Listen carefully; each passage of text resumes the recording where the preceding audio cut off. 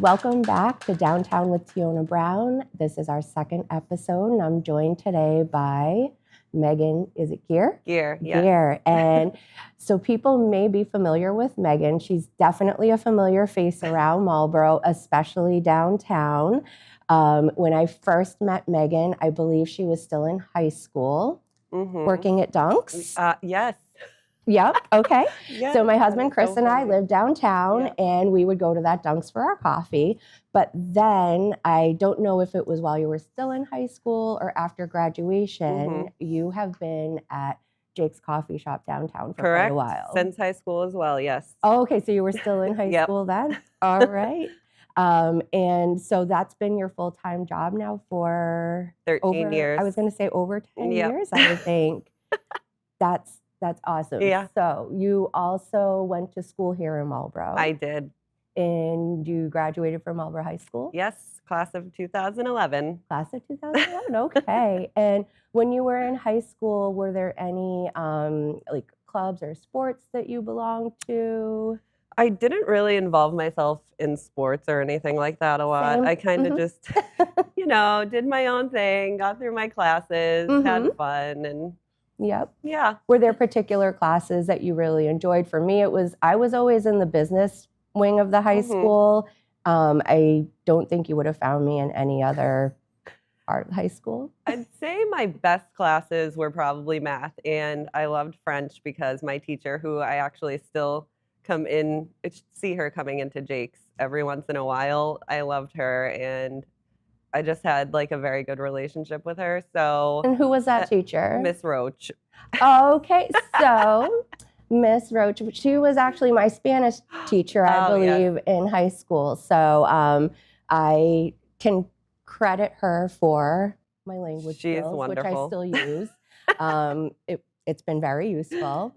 And so one of the questions I was going to ask you, if there were any teachers who were particularly impactful for you. So it sounds like your French teacher was. Is there any other teacher you remember going back? Yes, probably Mr. Massicott. He taught English in 8th grade, I believe, and his energy was always just so awesome and captivating, and he made things interesting all the time. So I feel like he definitely was a staple of high school as well, and just so positive. Whenever you'd see him around, even prior to having him as a teacher, he would always talk to you. And even still, I have him as a friend on Facebook, and we'll comment on each other's stuff and things like that. So he was great as well.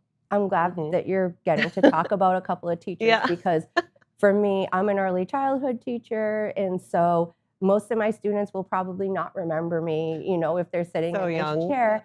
But I always think about the teachers that meant so much to me. And I do, Mrs. Ledoux, try to every now and then mention them and let them know how important they were to me. So another thing that I wanted to talk about as far as my connection with you in Marlborough and downtown is I always see you at local events. I know you're very active in going to the parades or any of the other like downtown events where we shut down Main Street. So I was just wondering, is there anything that you remember going to growing up that you either were excited to then show your son that we do here in Marlborough or something that might be coming up that you're excited to show I would honestly say definitely the parade. That has just always been, and I've been taking my son since he was an infant to the parade. I remember actually once him sleeping through the portion of where the fire trucks were all coming by with all the sirens and stuff, and he's passed out in the carrier. I'm like, well, this is nice, and I still take him. I had actually moved out of Marlborough at one point for like a few years, but even still would come back and take him to the parade because I just love it. Yep. One of my son Tanner's first outings was a Memorial Day parade. He was born in April. And then my father was speaking at the Memorial Day parade. So I rolled him up we lived on Newton Street downtown. So I just kind of rolled him up Granger Boulevard. We watched the parade. But that's really cool. I did see you and your son Cam at the last Labor Day parade, I think closer to Zarape area. Yes, we I live in remember that area. So it's nice. We literally just walk down the street and can sit there and it's perfect. That is awesome. Yep. And then, so we talked a little bit before the show, and you said you absolutely loved your time in high school and that you have at least one close friend that you're still close with. So who's that friend? Brittany O'Neill. Brittany O'Neill. Yes, I've been friends with her for like 15 years. So awesome. And so she went to Marlborough High with you? She did, yes. And we had lots of fun. And you're still hanging out, not causing any trouble together? No, not trouble anymore. We're too tired. Nope, I totally understand. And then I just wanted to maybe just ask, I was a breakfast waitress at Bickford's here in Marlborough for a while, and and I know that like almost a magical skill that waitresses have is if you have a customer that comes in pretty frequently, you could probably just tell them or say what they're going to order. So I walked into Jake's. What am I eating? A pancake and loaded hash browns. What am I drinking? Coffee. Yep. So as we discussed, Megan's worked at Jake's probably for 13 years, and I've been going there for those 13 years, and I don't think I've ever deviated from that breakfast order ever. And so you know what I always like to eat, and I never deviate, and I think a lot of other people probably do the same thing. It can be the biggest menu, but you're always going to order what you order. Yep.